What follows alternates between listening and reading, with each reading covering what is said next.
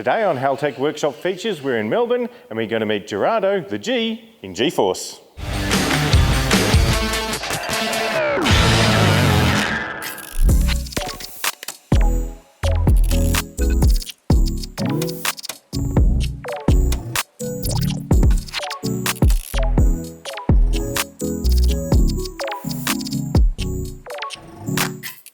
Gerardo, thanks so much for having us here at G-Force. Mate, I'm going to take a guess here. You're a Supra guy. Yeah, you can say that. Yeah, the 8 or so Supras here gave it away. What is it about the Supra that you particularly like? Well, the 2J. Yeah? Yeah. What else can you say about the Supra? But yeah. And it's the ease of working on it, the power, the reliability? Well, all of the above, I suppose. It's just Toyota, over-engineered from the factory. It's just easy, I suppose. How'd you get into it?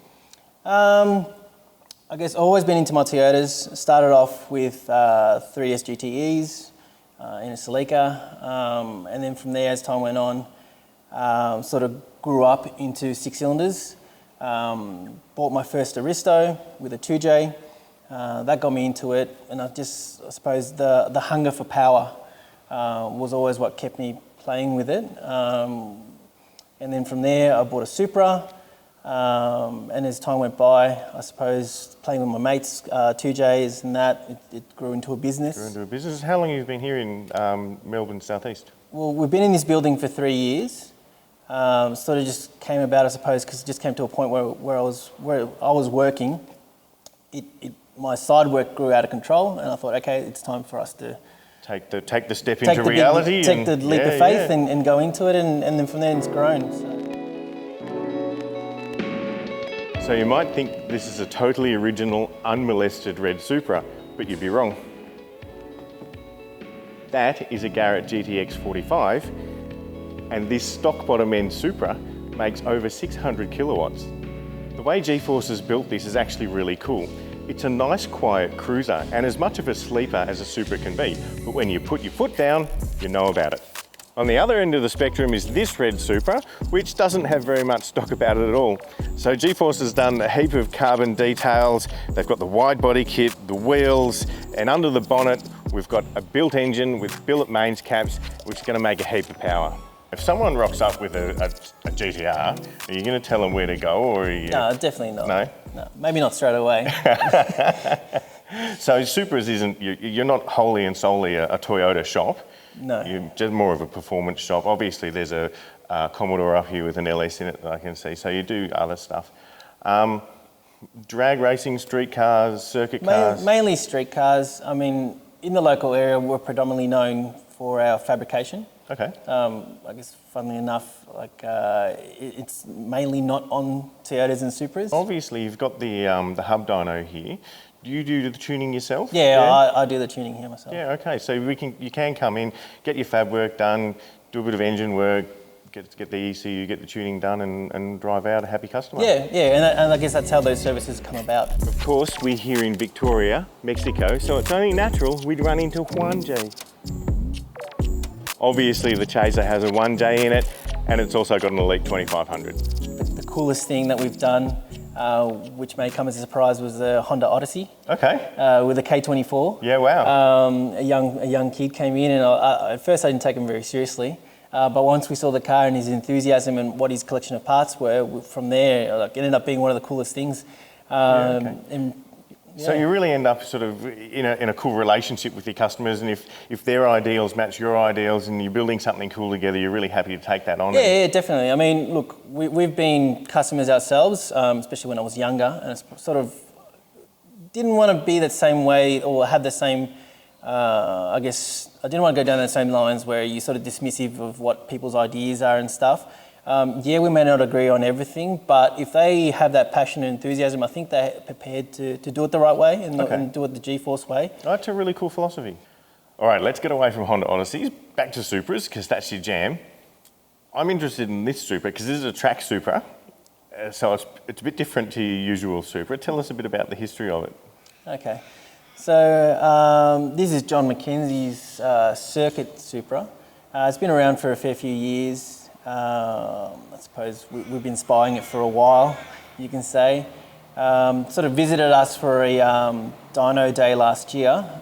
John sort of got a feel for what we're about, and then we sort of got chatting about sort of, I guess, the history of the car and sort of a couple of ideas and sort of issues that he's had with it. And I guess from there, the relationship with John grew.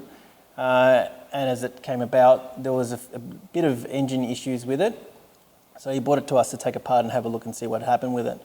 And then from there, I suppose what was meant to be just an engine refresh has sort of grown into a full package change. Already some pretty cool bits on there. I guess the first thing that's striking, I suppose, is the big huffer, the big turbo. Also the Hollinger 6-speed sequential, the drive shaft shop 9-inch kit, and then I suppose in there it's got all, I guess, every boy's dream for a Supra is on that car, I suppose. What sort of power are you making out of it? It's made with the new G42 turbo. It's made 820 kilowatts. Okay. So just shy of 1,100 horsepower. That's a fair handful in a circuit car. Yeah. Especially Supras aren't known for going around corners really well, so that makes it a bit different. Most of the Supras we see are drag cars, and I'm guessing that's pretty much a drag engine. Yep. And you're going to make it go around corners. The other thing that brings up is a whole heap of engine management stuff, your cooling and things like that. So what are you doing there?